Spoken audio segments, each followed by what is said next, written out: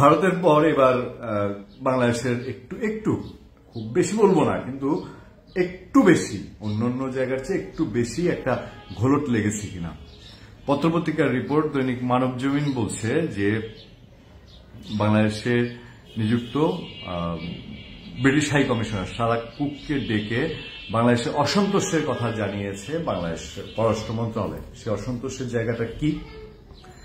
প্রথম জায়গাটি যে জায়গাটি বলা হয়েছে সেটি আসলে এখন তত বেশি গুরুত্বপূর্ণ না, যে ব্রিটিশ পার্লামেন্টে মানে যে মূল ঘটনাটি তার থেকে গুরুত্ব কম। ব্রিটিশ পার্লামেন্টে একটি প্রস্তাব উঠেছে এবং সেখানে বাংলাদেশের সংখ্যালঘুদের নিরাপত্তা নিয়ে ব্রিটিশ পার্লামেন্টারিয়ানরা তারা সাংঘাতিক অসন্তোষ প্রকাশ করেছেন এবং তারা বলেছেন যে 5 আগস্টের পরের কিলিং অনেক বেশি হয়েছে, যেটা 5 আগস্টের আগে হয়নি। যদি বাংলাদেশ সরকার এটাকে তারা বলছে যে না, আমরা স্পষ্ট পরিসংখ্যান আমাদের হাতে আছে যে 5 আগস্টের আগে কতজন মারা গেছেন।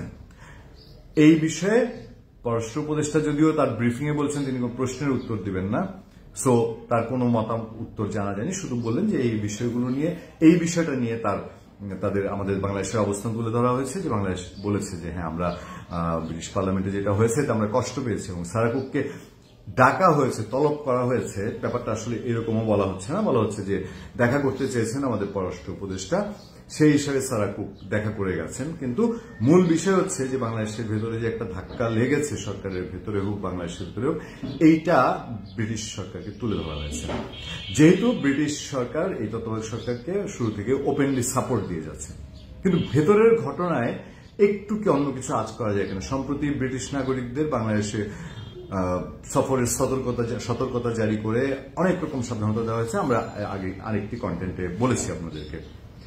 এখন যেটি গুরুত্বপূর্ণ নিউজ হয়েছে, সেই একই নিউজে অনেকজন বলছে শেখ হাসিনা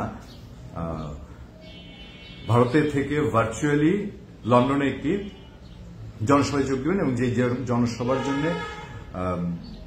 যুক্তরাজ্য আওয়ামী লীগ, ব্রিটিশ আওয়ামী লীগ তারা সমস্ত রকম প্রস্তুতি শুরু করেছে, হল ভাড়া করেছে বা হলে আয়োজনের প্রস্তুতি নিচ্ছে এবং তারা পোস্টার করেছে যেখানে তারা শেখ হাসিনাকে বাংলাদেশের প্রধানমন্ত্রী বলছেন, যেখানে ভারত এখন এটিকে শেখ হাসিনাকে সাবেক প্রধানমন্ত্রী বলছে। কিন্তু লন্ডন আওয়ামী লীগ তারা বলছে যে না, বাংলাদেশের সংবিধানের তত্ত্বাবধায়ক অন্তর্বর্তী সরকার বলতে কিছু নাই, সো দ্যাট মানে বাংলাদেশ কোন সরকার যদি ক্ষমতা হস্তান্তর করে তার পরবর্তী নির্বাচিত সরকারের হাতে ক্ষমতা হস্তান্তর করবে, এটি হচ্ছে বাংলাদেশের সংবিধান বলে। সুতরাং শেখ হাসিনাকে তারা বাংলাদেশের এখন প্রধানমন্ত্রী মনে করে তারা এই আয়োজন করছে এবং সেখানে তারা একটি প্রবাসী সরকার গঠন করতে পারে এই ধরনের আওয়াজও শোনা যাচ্ছে বলেই পত্রিকার রিপোর্টে খবর এসছে।